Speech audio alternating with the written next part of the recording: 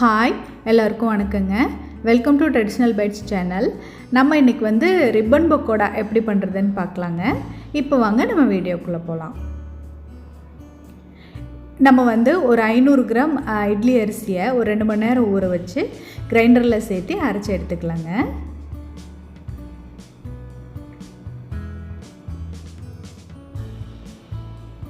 இது பாருங்கள், இந்த அளவுக்கு நைஸாக அரைச்சி எடுத்துக்கலாங்க.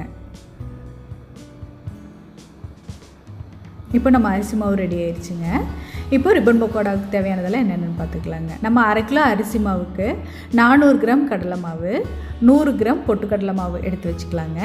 அதுக்கப்புறமா ஒரு 2 கட்டை அளவு பூண்டை இந்த மாதிரி நைஸாக பேஸ்ட்டாக அரைச்சிக்கலாங்க. அப்புறம் 1 ஸ்பூன் ஓமத்தை நல்லா வாஷ் பண்ணி எடுத்து வச்சுருக்குறேங்க. ஒரு 2 ஸ்பூன் வெள்ளையில சேர்த்திருக்கேங்க. நம்ம கருப்பெல்ல கூட சேர்த்திக்கலாங்க. அதுக்கப்புறமா ஒரு ஸ்பூன் மிளகாய்த்தூள், தேவையான அளவு உப்பு எடுத்து வச்சுருக்குறேங்க. இப்போ இதெல்லாம் நல்லா கலந்துக்கலாங்க.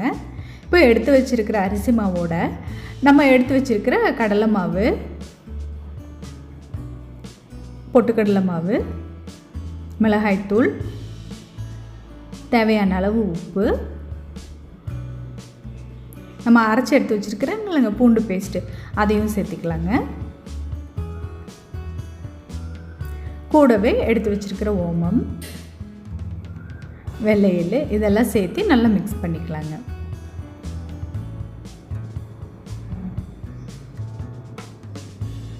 இதுக்கு அரிசி மாவில் இருக்கிற தண்ணி பத்தாதுங்க, கூட தண்ணி தெளித்து நல்லா கலந்து எடுத்துக்கலாங்க. இது பாருங்கள், இந்த பதத்துக்கு நம்ம மாவை பிசைஞ்சு எடுத்துக்கலாங்க.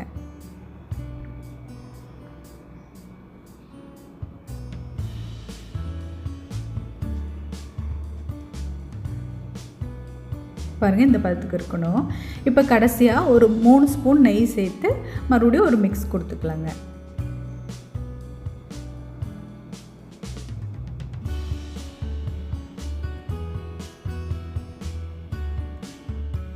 இப்போ நம்ம ரிப்பன் பக்கோடா மாவு ரெடி ஆயிடுச்சுங்க. இப்போது ஒரு முறுக்கு பிடியில் ரிப்பன் பக்கோடா அச்சை சேர்த்து ரெடி பண்ணி எடுத்து வச்சுக்கலாங்க.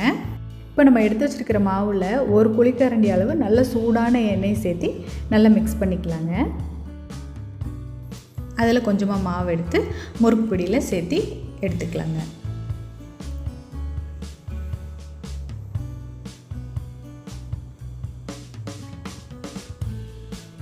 இப்போ ஒரு வாணலியில் எண்ணெய் சேர்த்து நல்லா காஞ்சிருச்சுங்க.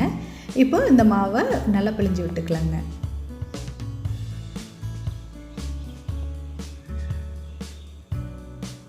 ரிப்பன் பக்கோடா ஒரு சைடு நல்லா வந்துருச்சுங்க.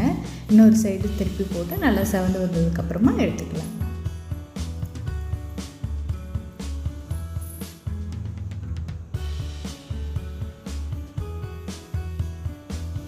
இப்போ நம்ம ரிப்பன் பக்கோடா ரெடி ஆயிடுச்சுங்க.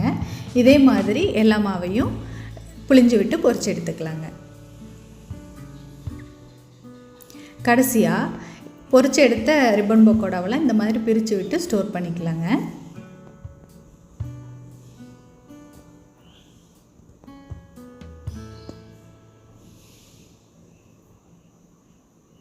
அவ்வளோதாங்க, நம்ம டேஸ்டி அண்ட் கிறிஸ்பியான ரிப்பன் பக்கோடா ரெடி ஆயிடுச்சுங்க. நீங்களும் இந்த ரிப்பன் பக்கோடாவை வீட்டில் ட்ரை பண்ணி பாருங்கள். தேங்க்ஸ் ஃபார் வாட்சிங். தேங்க்யூ.